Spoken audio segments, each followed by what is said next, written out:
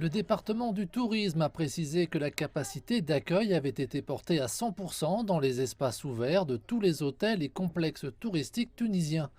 Cette capacité atteindra 100% en avril dans les espaces fermés.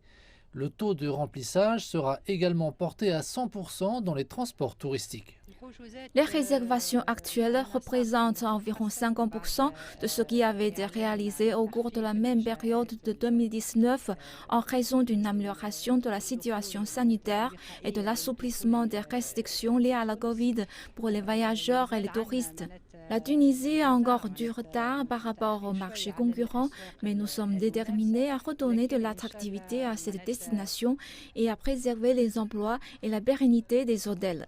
La présidente de la Fédération tunisienne de l'hôtellerie a ajouté que le gouvernement visait cette année à stimuler le tourisme intérieur.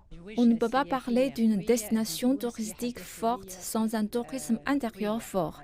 Le tourisme intérieur devrait représenter entre 40 et 50% du marché touristique. Nous avons préparé le secteur pour accroître l'afflux de touristes nationaux. La Fédération tunisienne des agences de voyage a quant à elle révélé que tous les professionnels et employés du tourisme en Tunisie étaient entièrement vaccinés.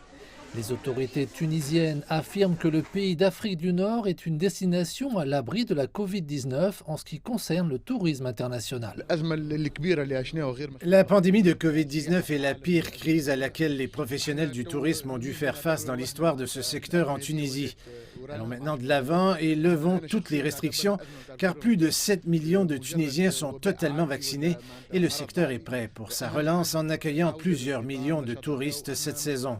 De nombreux analystes du tourisme ont déploré la situation de certains hôtels en Tunisie. Les experts estiment en effet que de nombreuses stations balnéaires ne sont pas encore prêtes pour la reprise de leurs activités.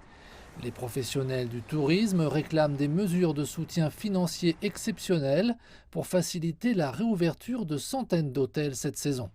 Alors que le boom des voyages se profile, les compagnies aériennes tunisiennes Tunisair et Nouvelle Air ont confirmé leur engagement pour la réussite de cette saison touristique.